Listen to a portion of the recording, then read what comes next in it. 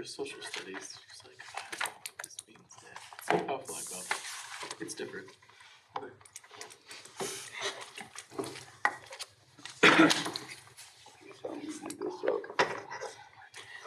Go My clock is to mostly your straight Dropbox and get your agenda. I think that clock stopped a couple days ago. Dropbox. It is officially at 2 till. We get underway in 2 minutes. That'll time change, gets it every time. Oh, I see here. Are we gonna skip it, Nick? When are they gonna start? Above all of our pay grade. Arizona and Hawaii don't do it. Do it. They don't do the daylight savings. Living the dream. When did Indiana? What's right here? 10 years ago. It was in the last 10 Did you years. get on the internet? Yeah. Because it used to be part of Indiana was Eastern. And then like the northwest side, like South Bend and Gary were all with Chicago Central.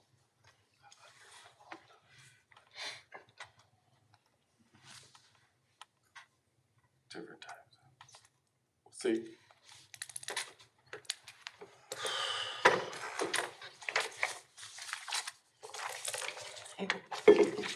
My name's in. And I went out, I had 16. $16 for me.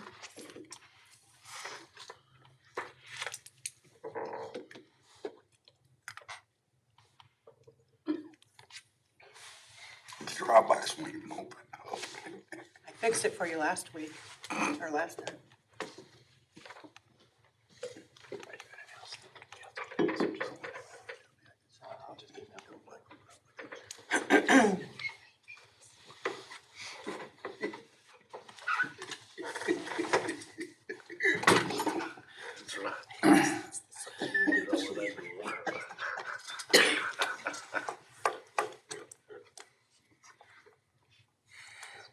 The password? For the internet. Huh? The internet, CODN. Alright, we're getting underway in 10, 9,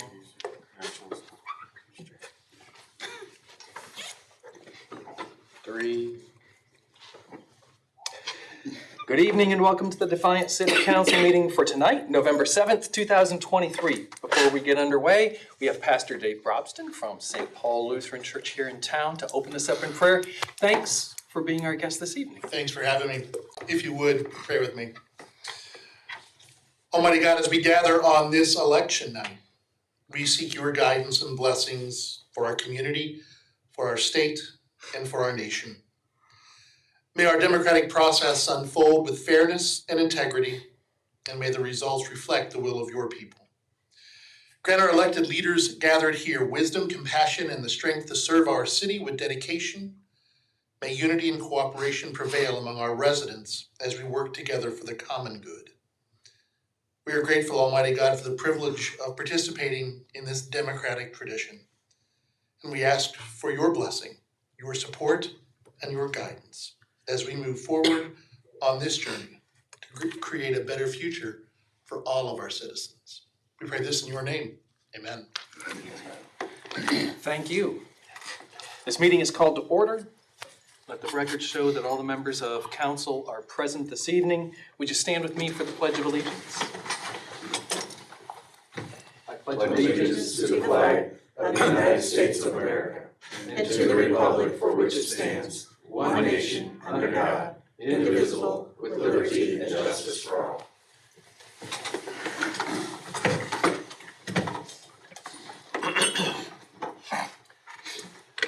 This evening, I've reviewed the index minutes for our council meeting of October 24th, 2023. Do we have a motion to correct or amend the index minutes as they're presented? If not, then I will approve the same. Do we have any liaison meeting requests or reports?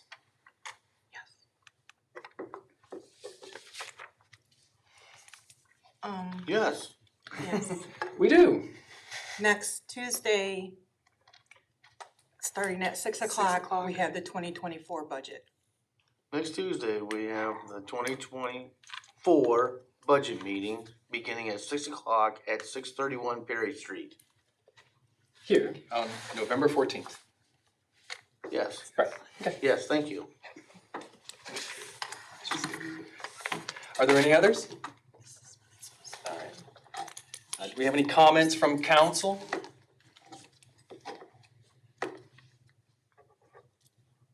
No comments from council? Okay, on to the Board of Control. Mr. Mack? Yes, thank you, Mr. President. I have a couple things tonight. First of which, just wanted to remind everyone that the City of Defiance's Bicentennial Community Town Hall will be next Monday, November 13th, in the Defiance Community Auditorium on 629 Arabella Street.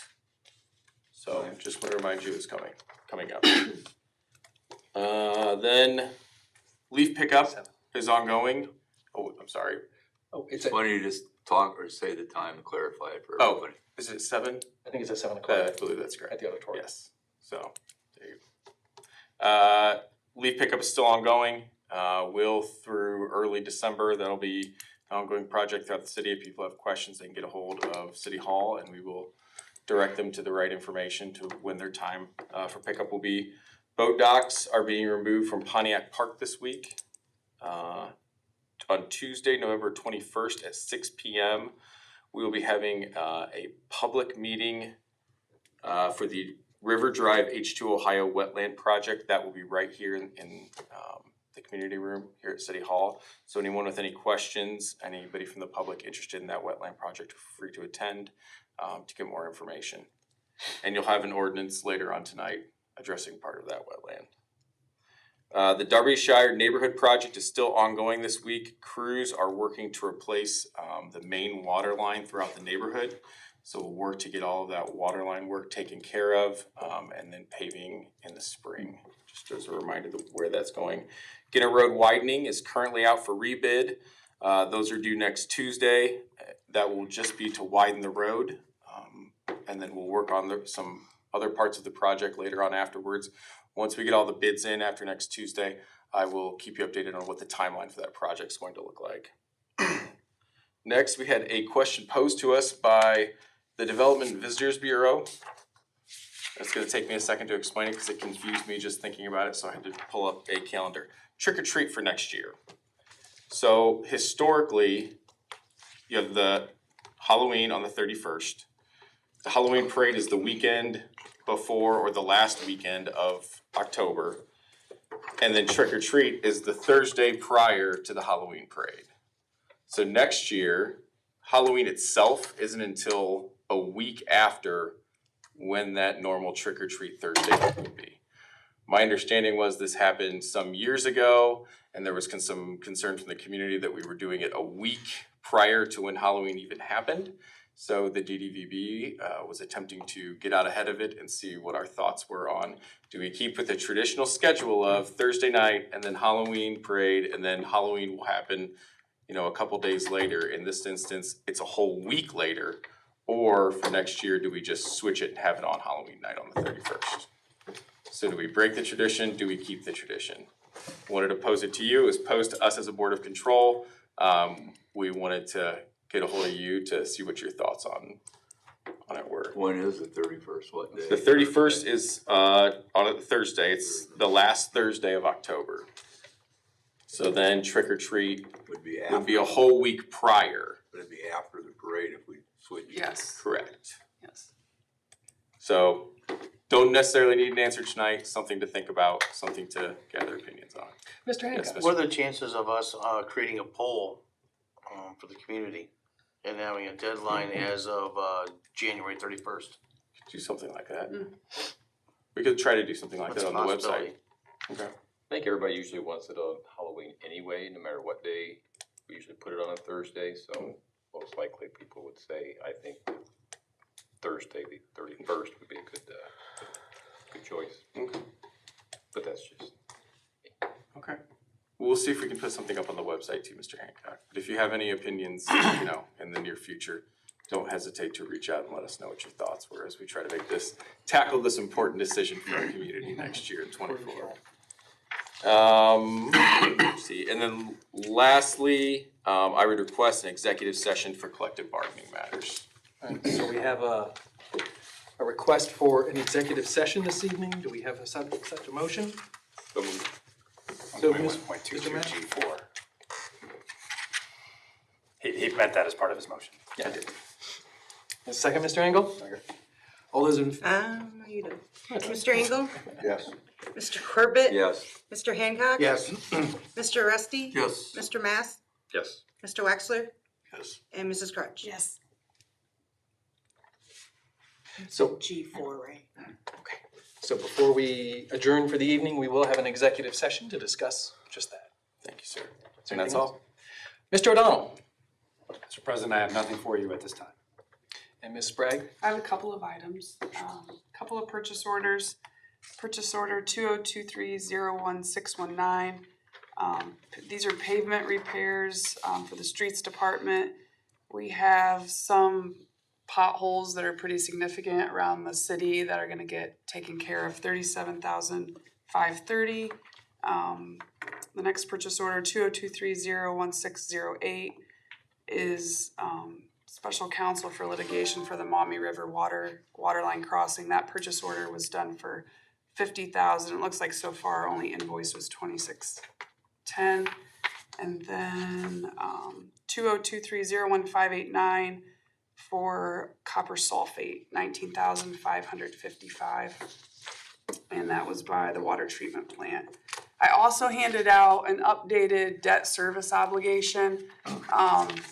Just been working on things on the budget book for '24 and came across some typos and different errors. So I got those cleaned up. I also took out, just trying to keep track of everything, but I left the 23 debt in there knowing it was coming off, but I don't want to budget that for 24, obviously. So those are all zeroed out, but I did leave the fund and the issue and the payoff year on there just so you could see, what came off. I also had some debts that moved out of the capital. Fire was one, we moved that down to a different fund to pay that out of. And then I also attached the 589 sewer capital improvement. I, for whatever reason, didn't have a 24 budget in there, so I've got that entered. So you can just add that to your rough draft book as updates. And then I also wanted to note that next week we are having our insurance meetings. Laney's holding them mandatory for every employee. We will have those revisions put in the book by the end of the year. Our rate went up 13%. We met as a committee and are looking at making some changes based on the percentages people paid and some plan changes. So, overall, it was gonna hit the city at about $500,000. With these changes, we know off the bat it'll minimize that about 100,000, but we're gonna have people changing plans. So the fallout of it, we don't know yet, but we're just trying to minimize that overall expense that the city, the city funds the bulk of it. So just to provide you an update on that will be in the book as well. Does that give us some of that go towards the employees too? Yes, historically, there was not, most employers will do a 90-10 split, a 80-20, a split like that where the employer pays 90%, the employee would pay 10%, and that was not the case here historically. So it was important, I felt, to come up with a percent based on the premium. And then that way when that premium, if it does go up, that percent would align with that. There also wasn't any consistent percents based on a single to family plans. In some cases we had a single was paying 14%, families were paying 6%. So it just wasn't consistent. And meeting with the group of people, after much discussion, I was heavily involved at Paulding with our insurance. And and sat through a lot of meetings, and we always had a percentage, and it was the same percentage whether you were a single or a family based off your premium. So we got there. I think it's going in the right direction, to keep it consistent. But now we're looking like at 8%, 8 to 10% based on those plans. There's 2 different plans that the city offers. So once we have our enrollment period and all that is effective January 1, I can come back to you with some statistics on what the real numbers are. Everybody will have an opportunity to make any changes they want in the next month. So, but healthcare is not going down in price for sure. And we're part of a consortium. I mean, a large consortium, so that helps. Lainey and I met with them, and they go over, But isn't that also based on your claims and stuff? It is based on your claims. When you're part of a consortium, you're not, yes, they look at our claims, they look at the claims as a whole. We fell in the mid-range. I think we were not the top percent, but we were not the bottom. The bottom, I think, was about 10, the top was about 17. So we fell right in the middle.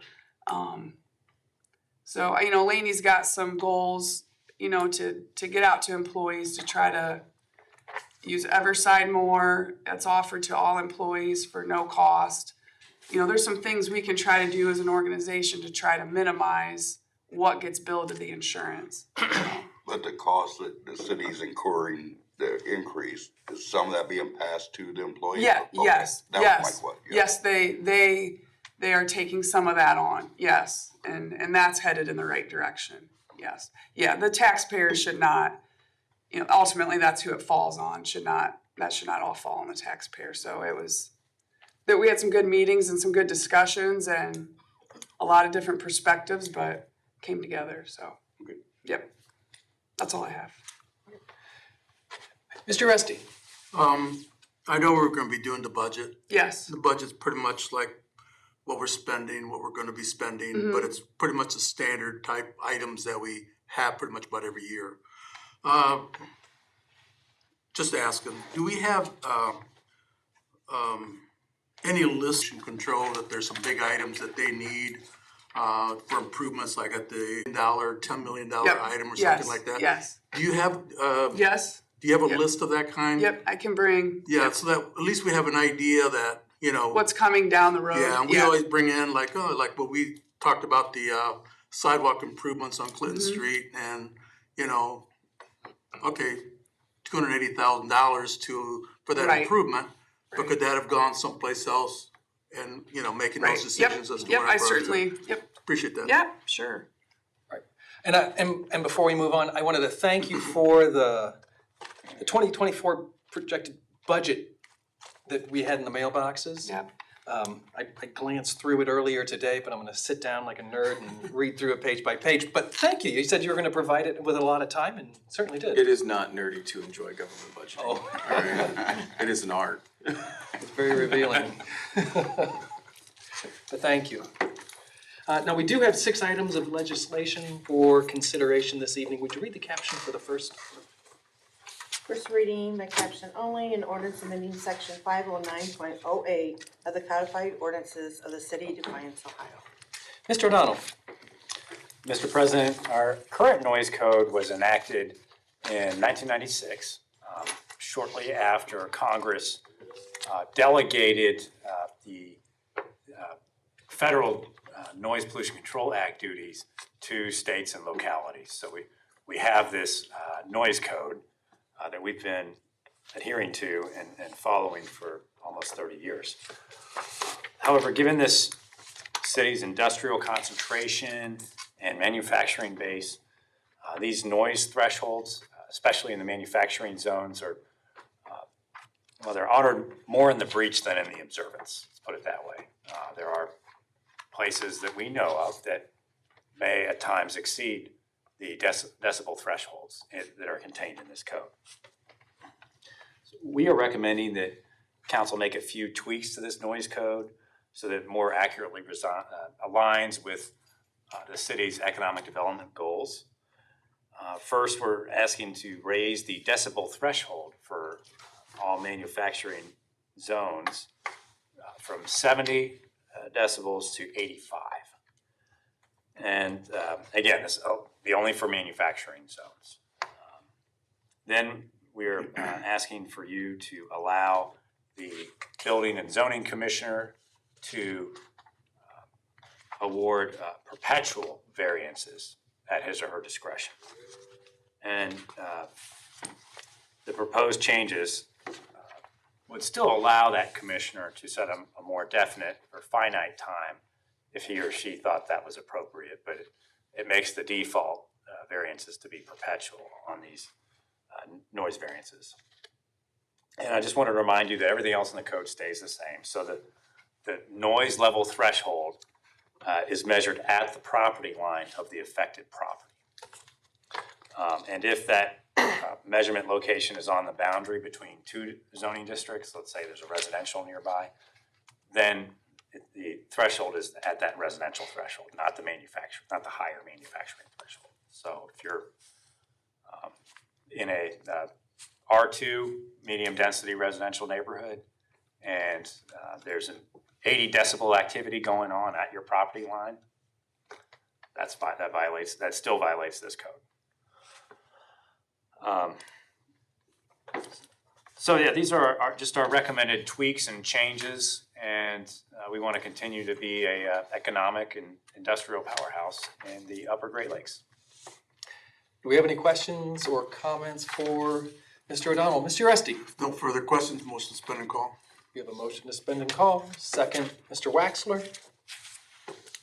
Mr. Corbett? Yes. Mr. Hancock? Yes. Mr. Rusty? Yes. Mr. Mass? Yes. Mr. Waxler? Yes. Mrs. Crutch? Yes. And Mr. Engel? Yes. Motion adopted. Motion to adopt, Mr. Waxler? Second. Second, Mr. Mast? Mr. Hancock? Yes. Mr. Rusty? Yes. Mr. Mass? Yes. Mr. Waxler? Yes. Mrs. Crutch? Yes. Mr. Engel? Yes. And Mr. Corbett? Yes. With that, this ordinance is adopted.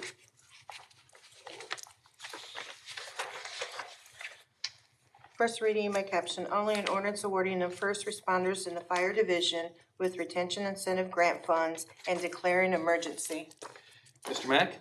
Yes, I will touch on it briefly for the background and then pass it over to our finance director. So this is the first of two ordinances dealing with retention incentive grants through ARPA funds through the federal government. You may have seen, I believe the Village of Bryan passed some a couple weeks ago. Exact same program. What this would do would offer retention bonuses for the first responders, this particular one in the fire division, who worked through COVID, kind of went through that process with that. The federal government thought it a good idea to put out grants that would be bonuses for them. This would affect roughly, not roughly, but 26 people within our fire division. So we're asking your approval to get that paid out. It's totally federally funded. I don't really have much to add other than there's 26 firemen. It was a combination of two grants. It covered for the time period during COVID. ARPA funds. It is no expense to the city. The employees are covering both sides of the pensions. They will pay the employee and employer sides of the pension funds. So they just deposited the money into our bank account. All right. We've got 30 days to pay it out. So Mr. Waxler? No further questions, motion to suspend and call. I'll second. And also appreciate all the work they did during that time frame that was so stressful for all of us, so we appreciate their help. We have the motion to suspend and call, Mr. Waxler. Second, Mr. Corbett? Mr. Rusty? Yes. Mr. Mass? Yes. Mr. Waxler? Yes. Mrs. Crutch? yes. Mr. Engel? Yes. Mr. Corbett? Yes. And Mr. Hancock? Yes. Motion to adopt. Motion to adopt, Mr. Corbett. Second. Second, Mr. Mast. Mr. Mass? Yes. Mr. Waxler? Yes. Mrs. Crutch? Yes. Mr. Engel? Yes. Mr. Corbett? Yes. Mr. Hancock? Yes. And Mr. Rusty? Yes. With that, this ordinance is also adopted.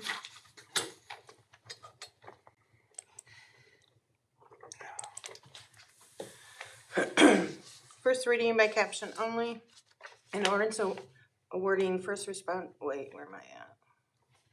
Oh, yeah. First responders in the police division with retention incentive grant funds and declaring an emergency. Mr. Mack?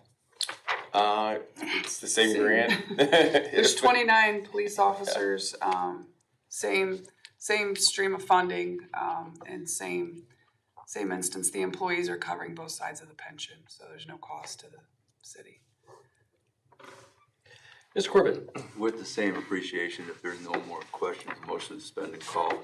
If we have no further questions, we have a motion to suspend and call. Second, Mr. Uresti?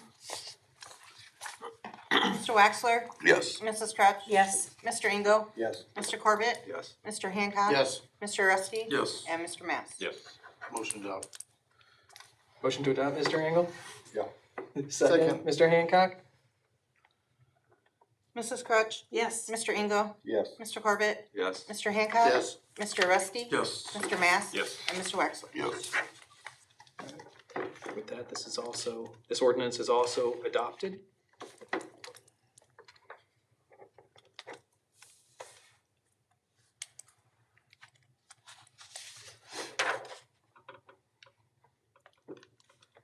First reading by caption only, an ordinance amending ordinance number 8373 for the design and construction of the East River Drive Wetland Restoration Project and declaring emergency. Mr. Mack? Yes, thank you, Mr. President. So as I look back, this is at least the fifth ordinance that we have had before you addressing the East River Drive wetland or the soon-to-be wetland.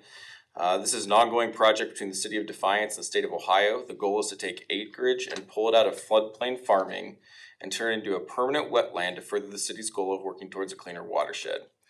Council has previously passed an ordinance to approve this project and move it forward. However, the project had to be scaled down once some archaeological work was done and some artifacts were uncovered dating back to some of the native inhabitants of our area. So since the design has to be scaled down, the state has worked with us. They're transferring money basically from the design side of the process to the actual construction project. This is what this ordinance does, is reallocates those funds back to the construction side so that we can begin work on it. And as with everything having to do with this, this is totally funded by the state of Ohio. Mr. Waxler? No further question, motion to suspend and call. We've been over this several times. And there's another informational meeting again on the 21st, if anyone has any questions. So motion, Mr. Waxler, second, Mr. Corbett. Mr. Engel? Yes. Mr. Corbett? Yes. Mr. Hancock? Yes. Mr. Rusty? Yes. Mr. Mass? Yes. Mr. Waxler? Yes. And Mrs. Crutch? Yes. Motion to adopt. Motion to adopt. Motion to adopt, Mr. Engel. Second, Mr. Mass. Mr. Hancock? Yes. Mr. Rusty? Yes. Mr. Mass? Yes. Mr. Waxler? Yes. Mrs. Crutch? Yes. Mr. Engel? Yes. And Mr. Corbett? Yes. This ordinance is also adopted. First reading by caption only, an ordinance authorizing the transfer of funds for the city of Defiance, Ohio for the year ending December 31st, 2023. Ms. Sprague? Yes, these are just routines. There's two of them, routine transfers. Carrie does them monthly. The first, second, and third quarters were done back at the beginning of the year. These are the October, November, and December will be done now towards the end of the year. But they're just the routine ones that she does monthly. So in December, I'll have December's on there for you. Right. Mr. Waxler? No further question, motion to suspend and call. Motion to suspend and call. Second. Second, Mr. Mass. Mr. Rusty? Yes. Mr. Mass? Yes. Mr. Waxler? Yes. Mrs. Crutch? Yes. Mr. Engel? Yes. Mr. Corbett? Yes. And Mr. Hancock? Yes. Motion to adopt. Motion to adopt. And second, Mr. Waxler. Mr. Mass? Yes. Mr. Waxler? Yes. Mrs. Crutch? Yes. Mr. Engel? Yes. Mr. Corbett? Yes. Mr. Hancock? Yes. And Mr. Rusty? Yes. With that, this first ordinance for transfer of funds is adopted. First reading by caption only, an ordinance authorizing transfer of funds for the city of Defiance, Ohio for the year ending December 31st, 2023. Ms. Sprague? These would be November's, same dollar amounts. So, Mr. Waxler? No further question, motion to suspend and call. Motion to suspend and call. Second, Mr. Ast. Mrs. Crutch? Yes. Mr. Engel? Yes. Mr. Corbett? Yes. Mr. Hancock? Yes. Mr. Rusty? Yes. Mr. Mass? Yes. And Mr. Wexler? Yes. Motion to adopt. Motion to adopt. Second. Second, Mr. Hancock. Mr. Engel? Yes. Mr. Corbett? Yes. Mr. Hancock? Yes. Mr. Rusty? Yes. Mr. Mass? Yes. Mr. Wexler? Yes. And Mrs. Crutch? Yes. With that, this ordinance is also adopted, and we will anticipate the ordinance for December numbers coming up shortly. All right, with that, and before we go to executive session, we have time for citizens' concerns. Or any citizens with a concern they would like to pose to council? Please state your name and address and. Philip Schott, 1010 Harding Street. I was here about a month ago about the speeding on our great new Harding Street, or should I say West High and Harding, basically. I noticed a couple days after we spoke a month ago, I noticed police officers patrolling, mostly in the afternoon. I don't know how that just happened. It was put in the paper that way. This happens from 6 in the morning till about 9. And continuing through the day. I was sitting outside today having a cigarette, and I watched 4 vehicles in 5 minutes do over 50 miles an hour down West High off of Harding. Now I can get out my little Hot Wheels radar gun, and I can get out video camera, and I can start doing the job for you guys and bring you the, consensus of what I got. But it's getting awfully dangerous, especially for the bicycle riders, professional riders that ride through that area. In the evenings even, now that it's darker sooner, people get off at 5, from 3 to 5. We got buses that come down here. We have no sidewalks on West High or on Harding Street whatsoever. I'm getting really concerned about the way this has turned out. I'm not seeing anybody patrol in the evening, in the mornings. I've only seen them in the afternoon. Somehow that was stated in the paper, that's what I said the problem was. And I've been harassed now that I've had to. My name was in the paper, my address, about this speed thing. I've had a couple people get tickets and show up to my address. I don't appreciate it. Thank you. Any other citizens' concerns? Hello. Trish Spicer, 29231 County Road 424, Defiance, Ohio. I own a business in downtown Defiance, and I've recently taken a lot of flack on Facebook from some people saying I'm too new to the downtown to speak for everyone.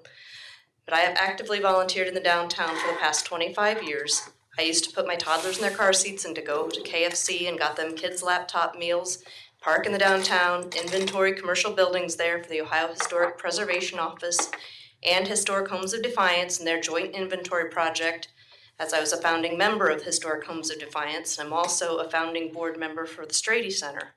I sat for years on the Chamber of Commerce's Downtown Revitalization Committee under Floyd Culver. Linda Brosey and I used to have regular lunches to talk about the plight of women in business. I've served as treasurer to the Defiance Area Tourism Bureau, and I've worked to research and design signage for the Downtown Flood Pole Project. I worked on the committee to bring the Historic Preservation Office's House Doctor program to our community twice, driving those housing experts around the town on both occasions. I've written 2 books on local history about Defiance, much of it about the downtown. I've chaired the Certified Local Government Committee under Building Inspector Clinton Wallace, and was an integral part of the team that placed the entire downtown on the old high school, and the old high school on the National Register of Historic Places. For years, I've attended meeting after meeting about the downtown and how to build downtown vibrancy. I've watched as we, the city of Defiance, have written thousands of dollars in checks to pay for studies, experts, lawyers, and real estate developers and the like to come in and advise us what to do. I'll never forget when I was in my late 20s, I was talking to a downtown business owner who is now deceased. He said, quote, "I'll be damned if I attend another committee meeting to study a problem that everyone sees but no one is willing to face." Lee Hendricks of the Stop and Shop, Jeff Buer and Jan Craig of the Johnson Photo Shop, Marion Rogaletti, Troy Stambaugh, gift shop owner Joanne Priest, Tom and Rhoda May at A1 Furniture, Alan Up of the Fifth Stitch, Pete and Nancy Lundberg, and countless other downtown business owners were counted as my friends and mentors throughout those early years. Most of them held to one sentiment: Until you own a downtown building, you won't understand the challenges those owners face and quote. And they would throw that into my face as I came talking to them as a member of any of those committees that I listed. And so that's why so many of those business owners have been seen as uncooperative mavericks, butting heads with the administration, and notoriously refusing to attend city-led meetings such as the DVBB's monthly merchant meeting. I have tried several times to purchase or start a downtown business. I leased a space on 3rd Street for my insurance agency in 2009 and tried to purchase that building then. For more than 3 years, I have heard that we're trying to get rid of the ban on perpendicular signage. I mean, I've heard so many talks about the changes that need to be made in different codes downtown. I now own a downtown business. I've had it for 2 years. And again, continuing to hear that there's going to be changes in the sign code. I've heard that the revisions are super restrictive ever since the 2014 code that is now in place was first implemented. It has been bad since day one, and yet here we are 9 years later, and to my knowledge, there has not been any revision of it. There are 3 different sign codes for the city of Defiance. One for the entire city, a slightly more restrictive one for the north side and what they call the College Overlay District. The College Overlay Guidance gave us the beautiful building we now know today as Defiance Beverage Center. I mean, that's just an example of, not that I have a problem with that beverage center, but it's an example of the wonderful architecture that has come from having that code in place. Then there's a 3rd code, which is even more restrictive, that applies to the entire downtown. I've always had a lot of empathy for the downtown building owners. Imagine trying to do roof repairs or trying to paint the front of your facade when you have the challenges of the busy traffic in the downtown. Just bringing products in to stock your store is a huge challenge. Parking in the downtown can be seen as a nightmare for business owners and their employees and their customers, and it changes on any given day. And how many times has the city police department responded to accidents caused when customers try to park or exit their cars, have their window mirrors or doors get clipped by cars speeding through, pedestrians trying to shop, and near misses from busy traffic. And to top it all off, the downtown is restricted to signs with a maximum height of 2.5 feet in height. Of course, businesses placed before 2014 are exempt from this limitation and are grandfathered in. So how are new businesses supposed to compete with the restrictions that are placed on them? The city code in this economic powerhouse of Northwest Ohio, before 1914, the city code for the signage is so complex that its own administration does not seem to understand it and has given poor advice to people calling and making queries about it. And I'm happy to discuss specific examples of this in recent history at any time. Just give me a call. But yet I'm told year after year after year that the city is working to revise the code and to make it less restrictive. I've also been accused lately of only wanting to whine about my sign and my inability to receive a variance. But I'm not here to talk about my sign. I'm here to talk about how unfair the sign code is to all of the downtown district. We compete with the big box stores and their national dollars for advertising. We compete with their spacious parking lots and their shoppers' ability to slowly cruise the side streets of the mall and find the stores they're looking for. I have had countless customers into my store in the last year and a half that tell me how difficult it is to find any store in the downtown or to see the signage. Just as recently as Thursday, a couple from Columbus, Ohio came in to see a show at the Strady Center, drove all that way, and were going on and on to me on their own bringing it up about how hard it was to see what shops there are in the downtown. Oh, I'm just respectfully reminding you to have And just a few more 30 seconds, moments. or 3 lines. Everyone seems to agree that it's too restrictive and that changes need to be made, but years and years pass on and nothing happens. It's simple. If you have a sign code for the entire city, keep that and strike the parts of the code that are specific to downtown and college overlay districts. Just have that one code for the entire city.